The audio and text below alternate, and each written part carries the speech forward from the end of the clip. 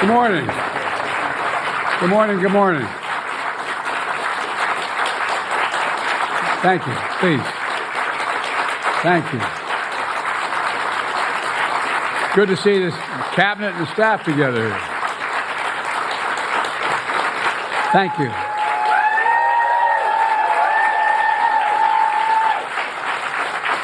Thank you, thank you, thank you. Please.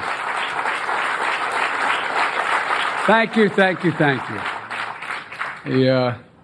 It's good to see you all. Particularly good to see my granddaughter sitting in the front row here. Hi, Finn. How are you, honey?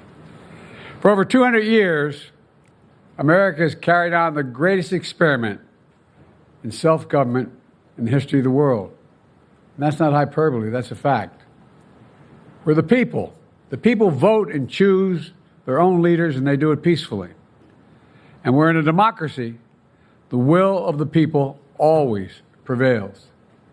Yesterday, I spoke with President-elect Trump to congratulate him on his victory. And I assured him that I'd direct my entire administration to work with his team to ensure a peaceful and orderly transition. That's what the American people deserve. Yesterday, I also spoke with Vice President Harris. She's been a partner and a public servant. She ran an inspiring campaign, and everyone got to see something that I learned early on to respect so much, her character. She has a backbone like a ramrod. She has great character, true character. She gave her whole heart and effort, and she and her entire team should be proud of the campaign they ran. You know, the struggle for the soul of America, since our very founding, has always been an ongoing debate and still vital today. I know for some people, it's a time for victory, to state the obvious. For others, it's a time of loss. Campaigns are contests of competing visions. The country chooses one or the other. We accept the choice the country made. I've said many times, you can't love your country only when you win. You can't love your neighbor only when you agree. Something I hope we can do, no matter who you voted for, is see each other not as adversaries, but as fellow Americans. Bring down the temperature. I also hope we can lay to rest the question about the integrity of the American electoral system. It is honest, it is fair, and it is transparent. And it can be trusted, win or lose.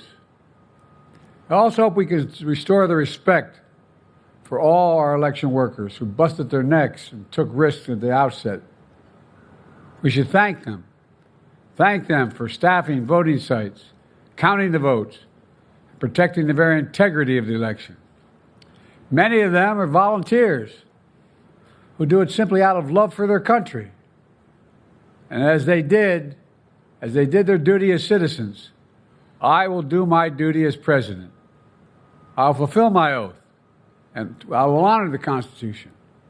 On January 20th, we'll have a peaceful transfer of power here in America. To all our incredible staff, supporters, cabinet members, all the people who've been hanging out with me for the last 4 years, God love you, as my mother would say, thank you so much. You put so much into the past 4 years. I know it's a difficult time. You're hurting. I hear you and I see you. But don't forget all that we accomplished. It's been a historic presidency. Not because I'm president, because what we've done, what you've done. A presidency for all Americans. Much of the work we've done is already being felt by the American people, but the vast majority of it will not be felt over the next 10 years. We have legislation we passed that's just only now just really kicking in. We're going to see over $1 trillion worth of infrastructure work done, changing people's lives in rural communities and communities that are in real difficulty because it takes time to get it done. And so much more. It's going to take time, but it's there. The road ahead is clear, assuming we sustain it. There's so much we can get done. and will get done based on the way the legislation was passed. And it's truly historic. You know, we're leaving behind the strongest economy in the world.